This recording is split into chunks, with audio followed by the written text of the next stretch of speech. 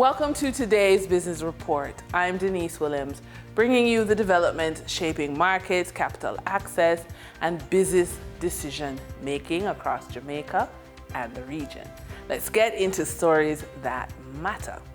Supreme Ventures Limited (SVL) customers can now pay Digicel Flow, National Water Commission in Jamaica Public Service Company bills through the SVL subsidiary Evolve Bill Pay. Evolve Bill Pay will compete in the local market with Digicel's Paymaster, GK's Bill Express, Prime Trust, among others.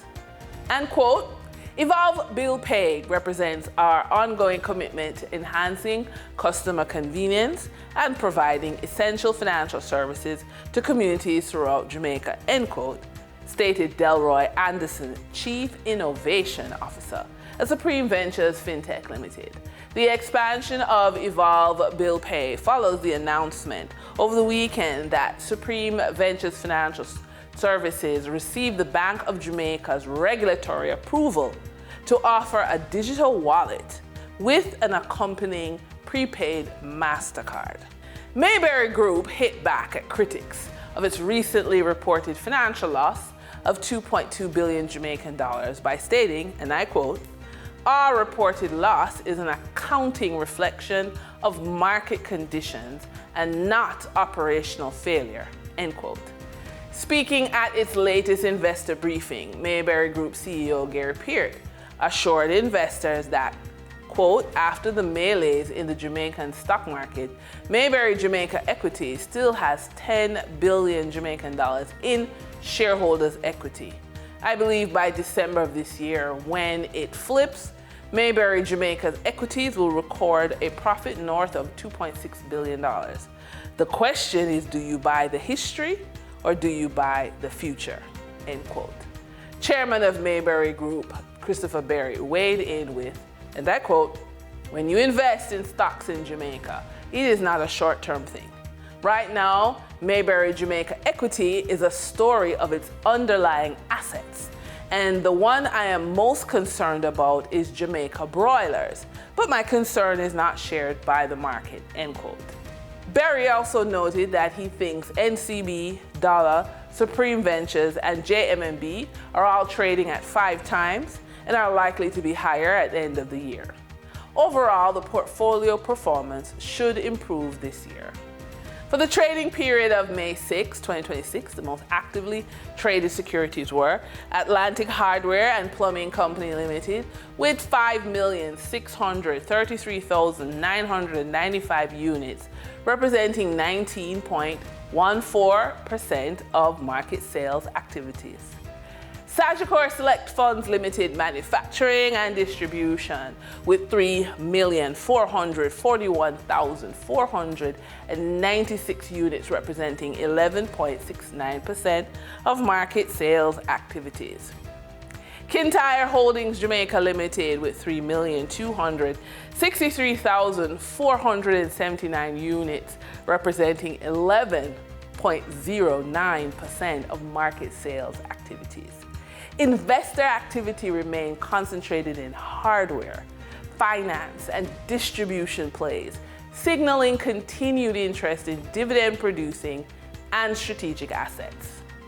Turning to the foreign exchange market based on Bank of Jamaica data for May 6, 2026, Forex traders recorded significant activity with strong demand across major currencies.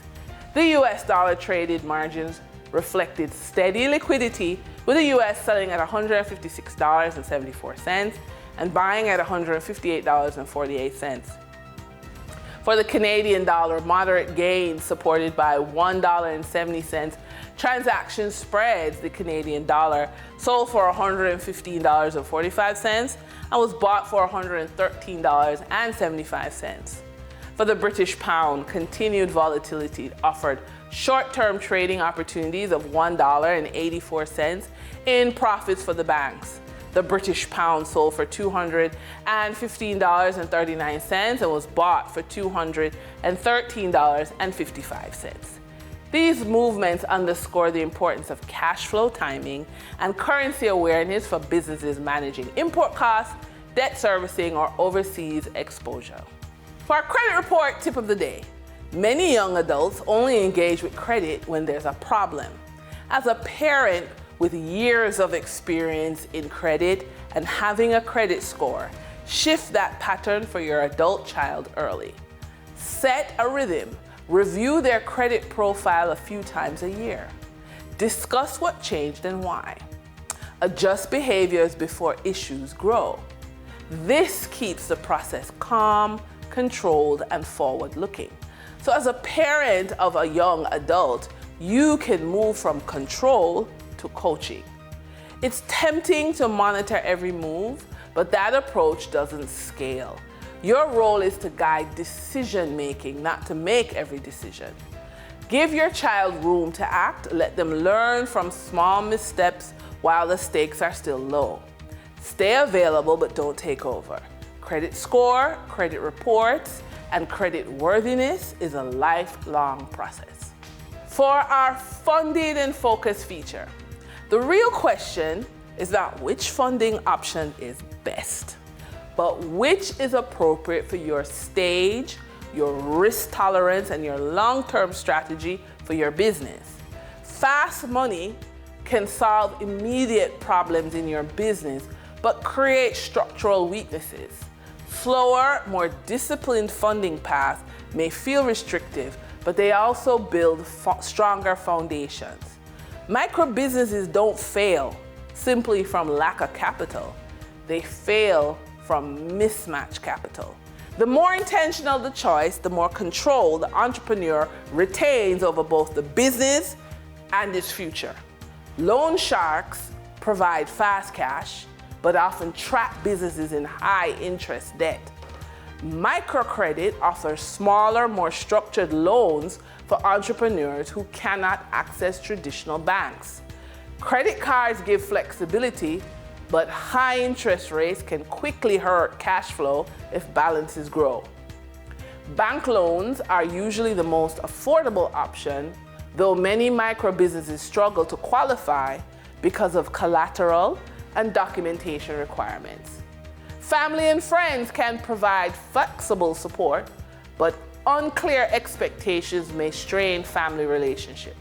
Some businesses raise money through micro stock markets by giving up a small ownership stakes instead of taking on debt.